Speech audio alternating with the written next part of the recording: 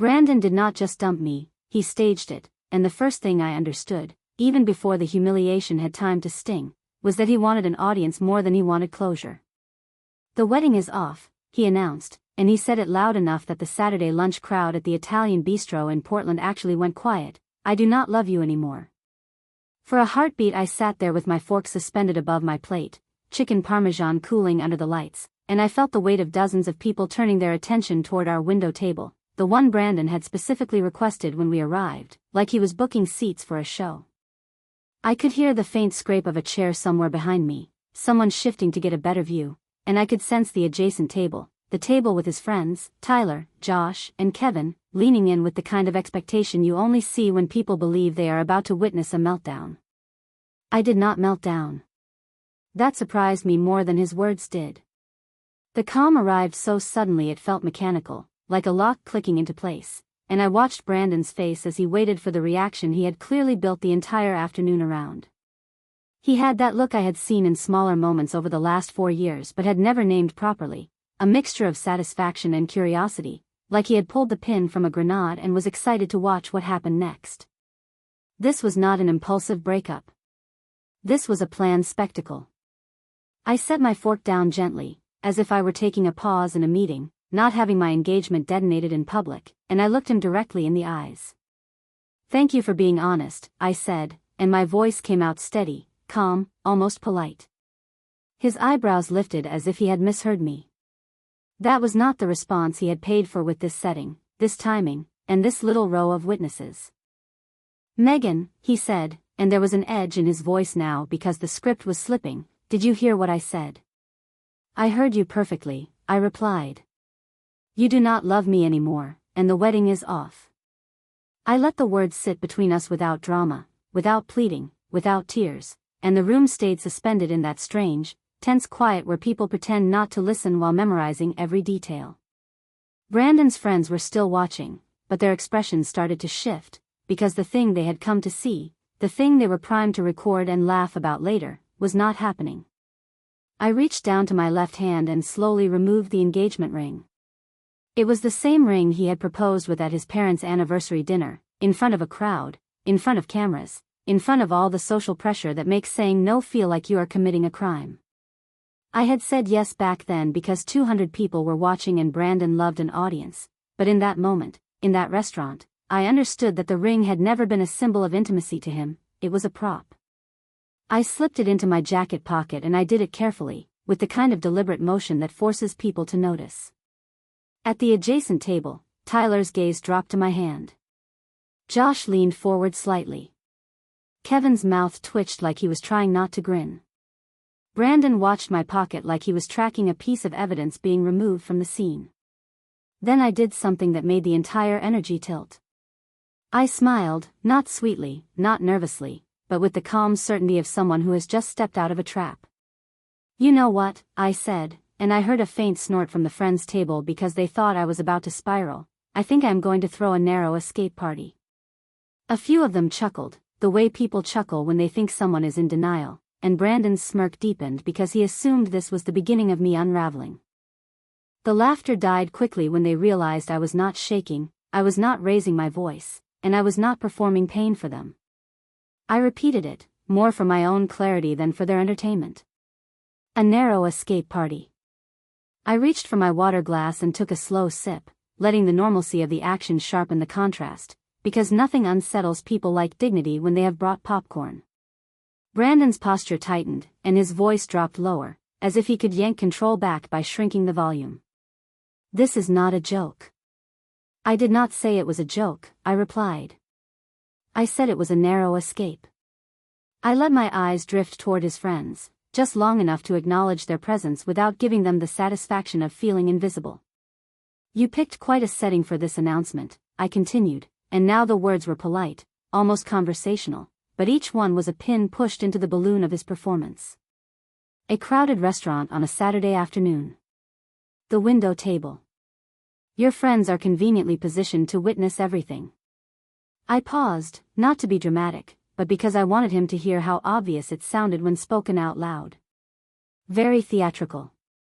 His face flushed slightly, not with shame, but with the irritation of someone whose game is being named in public. "I thought you deserved the truth," he said, and he tried to sound noble, like a man bravely doing the right thing, but the edge in his tone betrayed him. "And I got it," I said. "More truth than you probably intended to give me." I pulled my wallet from my purse and placed cash on the table. I paid for my portion of the meal and left a generous tip, not because I was trying to be saintly, but because the server did not deserve to be collateral damage in Brandon's little production. The simple act of paying my share, of not letting him cover it, mattered more than I expected. Brandon liked paying because it let him feel in control. He liked to control the way some people like oxygen. I stood up, gathered my things, and the restaurant felt smaller, like every wall had inched in to watch. As I pushed my chair back, I noticed something that made my stomach go cold in a clean, focused way. Tyler's phone. It was angled just slightly, screen-lit, not shoved in my face but positioned like someone who knew exactly how to record without making it obvious. My brain connected the dots so fast it almost felt like relief. That was why Brandon had insisted on his friends. That was why he had wanted the window table. That was why he had spoken loudly. He had not just wanted witnesses. He had wanted footage. He had wanted proof of a breakdown, something to show later, something to weaponize, something to cement whatever story he had already been telling about me. The realization did not make me crumble, it made me steady, because it confirmed that my instincts were right, this was planned, and the only thing he had not planned for was me refusing to play my part. I looked at Brandon one last time, and I kept my expression neutral because anger would have fed him, tears would have fed him, and begging would have fed him most of all. "Enjoy your lunch," I said, and it sounded almost cheerful, which I knew would haunt him more than any insult. Then I walked out. Outside, the autumn air hit my face, and it felt like a reset button. I crossed the parking lot with measured steps, not rushing, not stumbling, not giving anyone inside the satisfaction of thinking I was fleeing. I unlocked my car, sat behind the wheel, and only when the door clicked shut did I let myself breathe. My hands were not shaking. My eyes were still dry. What I felt was not devastation, it was clarity, the kind that arrives when someone finally stops pretending and shows you the full shape of their cruelty. Brandon had not ended our engagement privately because he did not want to just leave, he wanted to win, and in his mind winning meant humiliating me in front of an audience and collecting the evidence. I started the car, backed out, and drove away with one thought repeating, steady as a metronome. If Brandon wanted a performance, he was going to get one, just not the one he had choreographed, because the narrow escape party was not a joke and it was not denial, it was a statement, and I was done letting him write my story. I didn't respond to Brandon's first text, or his second, or the third one that arrived 10 minutes later. For the first time in 4 years I understood something simple and sharp, my silence could be a decision, not a weakness. His messages came in the exact rhythm he always used when control slipped from his hands, starting with faux concern and sliding into irritation. That wasn't the reaction I expected. "We should talk. I think you're in shock. This silent treatment is immature." The old version of me would have grabbed the bait, would have typed back paragraphs trying to be reasonable, trying to keep the peace, trying to make him see me. Instead, I set my phone face down on the counter and made coffee like my life belonged to me again. Natalie came over that night with wine and the kind of focused anger only a best friend can carry without turning it into a show. I told her everything, the restaurant, the window table Brandon demanded, the way his friends were positioned at the adjacent table like an audience, the way the room went silent when he said it loud enough for strangers to hear. I told her how Tyler's phone had been angled, screen-lit, not shoved in my face but pointed just enough that my stomach had tightened when I stood up. Natalie didn't look surprised. She looked sick. "He wanted footage," she said. "He wanted proof." Hearing it out loud turned my embarrassment into something cleaner. Intent. By Sunday morning, I stopped replaying the lunch and started untangling the life we'd tied together.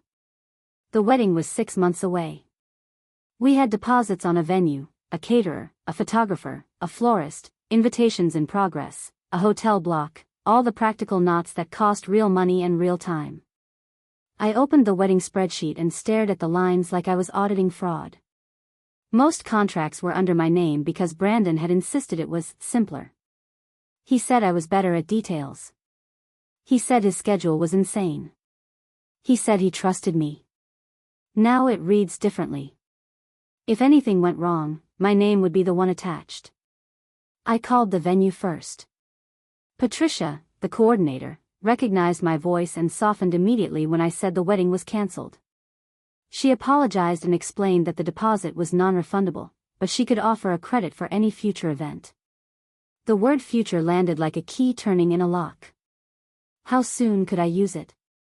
I asked, surprising myself with how practical I sounded. We talked about dates. I didn't commit yet, but when I hung up, the narrow escape party stopped being a line I'd thrown in a restaurant. It became a possibility. The caterer was sympathetic. The photographer offered a partial refund. Dominic the florist went quiet and then said carefully, "Every time you came in here, you looked like you were bracing for impact." My throat tightened. "Wedding planning is stressful," he added, "but you weren't stressed like a bride. You were stressed like someone trying to keep a man from getting mad." I thanked him and ended the call, then sat at my kitchen table, realizing how many people had watched me shrink while I called it a compromise. Monday, Brandon's texts shifted from confused to panicked. "People are asking me what happened. You need to help me explain this properly. You can't just ignore me. Help me explain this."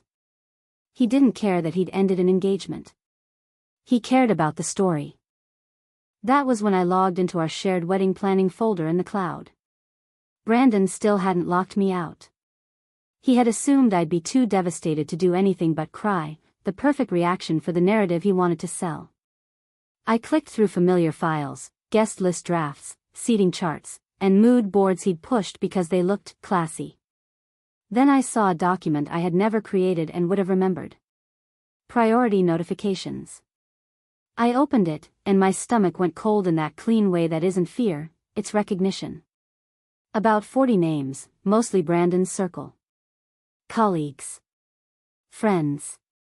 A few relatives. Mutual connections he'd always been oddly protective of. Next to each name were notes like a checklist. Wedding update. Send immediately. Call if needed. Make sure they understand. It wasn't emotional. It was logistical, like a crisis communications plan. I checked the file history. Brandon had created it 2 weeks before the restaurant. 2 weeks. So that lunch wasn't spontaneous. It was scheduled. I kept digging and found a draft message, polished and noble, written to be forwarded. "As some of you witnessed today, I made the difficult decision to end my engagement to Megan." He painted himself as brave. I realized I could not commit to a future with someone who was not aligned with my values and goals. Vague enough to stain me, clean enough to protect him. He ended with a request for privacy, which almost made me laugh, because the man who dumped me in public didn't get to pretend he valued privacy afterward. Then I found the thread that made my hands go still. A message chain with Tyler, Josh, and Kevin. Timestamped Saturday morning. "Brandon, today is the day. Bistro at 12:30. I want you there to witness. This is going to be good. Tyler, finally. Been waiting for this. I'll record everything. Record everything." It was right there. Tyler's phone hadn't been my imagination. They weren't there by coincidence. They were the crew. I scrolled again and saw a name I didn't recognize. Rebecca. The messages weren't subtle. "Brandon, tomorrow I'm ending things with Megan. I know you've been patient. I can't wait to be free and start our new chapter." My chest tightened, but heartbreak didn't take over. Clarity did. This wasn't just cheating. This was strategy. He had a replacement lined up and a storyline ready to launch. That was the moment the stakes changed. Brandon wasn't simply leaving.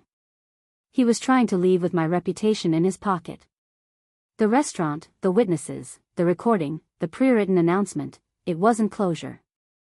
It was a coordinated character assassination, designed to prove I was unstable, dramatic, someone he had to escape. My phone buzzed again. I looked anyway. We need to talk. People are confused. You're making this worse. I stared at his message, then at the open documents, and I felt something settle into place with total certainty. He didn't want a conversation. He wanted compliance. He wanted me back in the role he'd written. I typed one reply. I'm not ignoring you. I'm choosing not to participate. Then I turned my phone off, saved every screenshot and timestamp, and opened my calendar to the venue credit. 3 weeks from Saturday was available.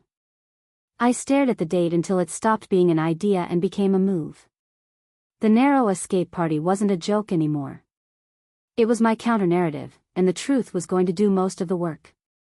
I booked the venue credit on Tuesday morning and did it with the same calm I used to reserve conference rooms at work, because treating it like a normal task kept my brain from turning it into a tragedy. Patricia sounded cautious when I asked for a Saturday night, like she expected me to change my mind halfway through the call. When she confirmed the date 3 weeks out, her voice warmed. What kind of event should we list this as? She asked. I looked at the blank line in my planner and felt something almost like relief. A celebration, I said. New beginnings. I didn't say Brandon's name. I didn't say canceled wedding. I didn't say revenge. I just claimed the space. That choice mattered more than I expected. Brandon had spent years making every milestone feel like it belonged to him, like my life was a set he decorated and directed. Now I was taking the biggest set piece of all, the ballroom that was supposed to hold my reception, and I was repurposing it into something he couldn't control. The deposit was already paid. The room was mine for the night. He had built a stage to perform my downfall, and I was going to use a different stage to show the truth without shouting it. Natalie came over with her laptop, and we planned it like a project. Guest list, food, music, layout, budget. My old event coordinator brain clicked on, and the work felt grounding, like I was rebuilding myself with each decision. We didn't design it to look like a wedding, because that would have kept me trapped in the same storyline. We made it bold, warm colors, string lights, wildflowers instead of white roses, everything Brandon would have called too much, because it didn't match his idea of tasteful. Every choice was a small act of taking my preferences back. The invitation had to do one thing above all else, set the tone before Brandon could. I wrote and rewrote it until the language was clean and forward-looking. You're invited to celebrate a new beginning with Megan. Join me as I step into the next chapter of my life. No mention of an engagement. No mention of a breakup. No name to argue with. If anyone wanted to interpret it, they had to come ask me directly. That was the strategy. I wasn't going to run a smear campaign. Brandon was counting on that. He wanted me to look bitter and unhinged so he could point and say, "See, this is why I left." I wasn't giving him a dramatic quote he could twist. I wasn't posting vague captions online or tagging his friends or airing screenshots like a public execution. I was going to do something quieter and more brutal. I was going to be consistent. I was going to be calm. I was going to let people compare his story to my actual face. But I also wasn't going to protect him. I printed the receipts and put them in a folder, not to wave around, not to shove in anyone's hands, but to have them ready. If someone asked what happened, would answer with facts. He ended it publicly. He invited witnesses. Tyler recorded. He drafted a message 2 weeks in advance. He was talking to someone named Rebecca while still engaged to me. No adjectives, no ranting, no dramatics. Facts don't need volume. The guest list started with my people, the friends and family I'd neglected while orbiting Brandon's preferences, coworkers who had watched me apologize too much, neighbors who had heard me crying through walls I swore were soundproof. When word got out, people I hadn't spoken to in years reached back like they'd been waiting for me to resurface. My college roommate called and said, bluntly, she'd been dreading the wedding because I didn't sound like myself anymore. Dominic the florist texted that he'd donate arrangements because he was proud of me for choosing joy over damage control. And then the other names started circling the edges. Mutual acquaintances. partners of Brandon's friends. People who weren't close to me but were close to the narrative. They asked Natalie what the party was about. They asked coworkers what I was planning. Brandon's circle was curious, and curiosity is a crack you can widen without forcing it. Brandon's first direct reaction came 2 days later in a long text that tried to sound reasonable while threatening me. He said he'd heard about the party. He said people were talking. He said I should think carefully about what I planned to say about him, because he had his own side, and would respond if I tried to embarrass him. I read it once and felt something almost tender, not for him, but for the version of me that used to panic when he wrote like that. Then I deleted it. Because I finally understood what scared him. Not my anger. Not my tears. Not even my evidence. What scared him was my moving forward without his permission. The ballroom looked nothing like the wedding Brandon had insisted on. No white draping, no sterile roses, no towering centerpieces designed to impress people I barely knew. Instead, there were warm colors, strings of lights that softened the ceiling, wildflowers that smelled like an actual field, and a playlist that didn't feel like it had been approved by a corporate board. When I walked in for the final check, my mother touched my arm and whispered, "You're back." She didn't mean physically. She meant the part of me that had gone quiet for 4 years. Guests started arriving at 7. They came in clusters at first, close friends and cousins, then coworkers, then people I hadn't seen since college, faces that lit up as if they'd been waiting for an excuse to return to my life. The room filled with hugs and laughter and that strange energy you only get when everyone knows something big happened, but no one is sure how to speak about it without breaking the mood. I kept it simple. I thanked people for coming. I introduced old friends to new ones. I moved through the room like a host, not like a victim. The questions showed up anyway, quietly, the way a tide creeps in. "So what really happened?" someone asked near the bar. Another asked near the dessert table. I answered the same way every time, calm and factual. He ended it publicly at a restaurant. His friends were there to witness. One of them recorded. He drafted messages in advance. He'd been talking to someone else. If they wanted details, I showed the screenshots from my folder, not theatrically, just like proof in a file. People didn't gasp. They got still. They started comparing Brandon's version to my tone, my posture, the fact that I wasn't unraveling. The mismatch did the damage for me. Around 9, Jennifer, Kevin's wife, found me near the edge of the dance floor. Her eyes were red like she'd been crying in a bathroom stall before walking back out into the party. "I owe you an apology," she said. When Brandon told them what he was doing, Kevin acted like it was an intervention. Like you were unstable, and the public setting was for safety. Her voice broke on the word safety. I didn't know about the recording. I didn't know about the other woman. I thought I was watching a friend do something hard. Now I feel sick. I didn't comfort her the way old Megan would have. I just nodded and said, "Thank you for telling me the truth." That was enough. She stood there a moment longer, then walked away as if she'd lost weight. At 10, the room shifted. Conversations dipped. Heads turned. I saw Brandon at the entrance before he saw me, scanning the crowd with tight fury, wearing the button-down I'd bought him for his birthday as he dressed for a confrontation. He didn't belong in the room, and he knew it, but he walked in anyway because boundaries had never meant much to him unless they were his. He crossed the floor and stopped in front of me. "Megan," he said, low and sharp. "What do you think you're doing?" "Hosting a party," I replied. "You're not invited." His eyes flicked around at the people watching, measuring the room as he could still bend it. "You're trying to destroy me," he hissed. "You're telling lies. Showing fabricated evidence." "I haven't shown anything you didn't write," I said. "Those are your words. Your timestamps." He took a breath, then raised his voice just enough to perform. "This is exactly what I told everyone. You're unstable. Vindictive." He wanted the room to snap into the storyline. Instead, the room watched him, not me, and I felt the collective judgment like a spotlight he couldn't escape. I looked past him at Tyler's girlfriend holding her phone, at Jennifer frozen near the bar, at my mother's hand covering her mouth. "Brandon," I said, evenly, "you planned my humiliation. You had your friends record it. You wrote the announcement 2 weeks in advance. You were messaging Rebecca while you were engaged to me." I paused, then added the part he couldn't defend. "And you still think showing up here uninvited makes you look like the good guy?" His face flashed pale, then hot. He glanced around, searching for support, but the only thing he found were eyes that had finally recalculated him. He didn't yell. He didn't argue.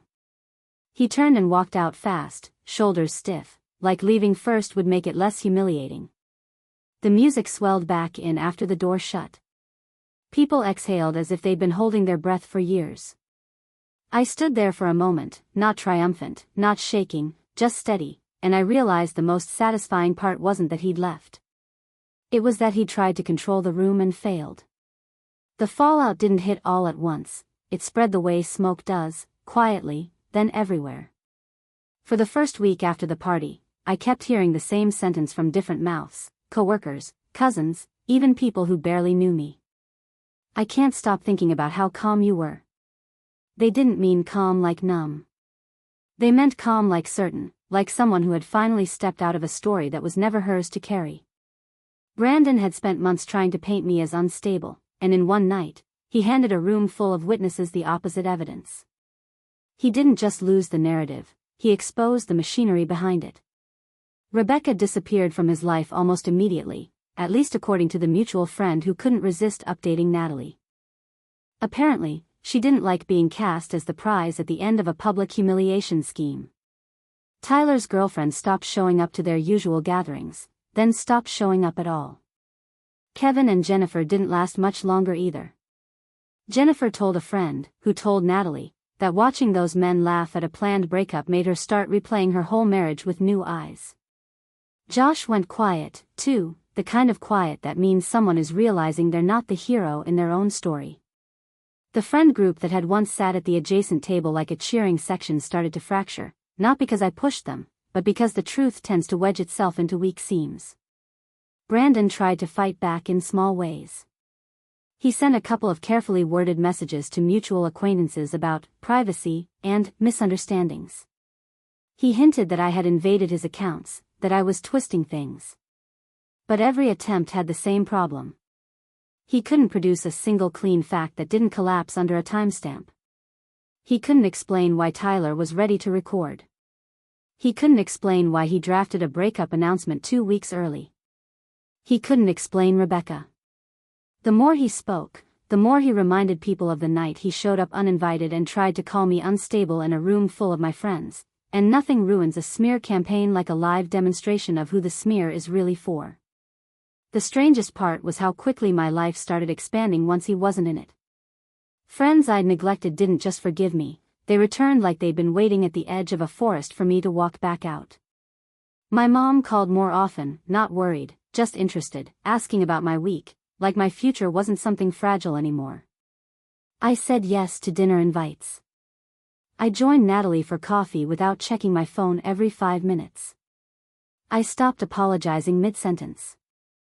I didn't realize how many of my habits were formed around keeping Brandon comfortable until I wasn't doing them. 3 months later, I used the last of that wedding budget the only way it ever should have been used, on me. I filed the paperwork, built a website, and started taking clients from my own event planning business. The first job wasn't glamorous, a small corporate holiday party, but I finished it buzzing with a pride I hadn't felt in years. Work came in faster than I expected. By the end of the year, I had referrals, repeat clients, and a calendar that was mine to fill. The best revenge wasn't watching Brandon struggle. The best revenge was waking up and realizing I didn't care what he was doing at all. A year after that Saturday lunch, I drove past the same restaurant and didn't feel sick. I didn't even feel angry. I felt grateful, not for what he did, but for what it revealed. Brandon tried to break me in public, and instead, he handed me proof, a clean exit, and the freedom to be myself again. If you've ever been in a relationship that makes you smaller, let this be your reminder that clarity is a gift, even when it arrives wrapped in cruelty. If you want more stories like this, hit like, subscribe, and drop a comment with the moment you finally saw someone for who they really were.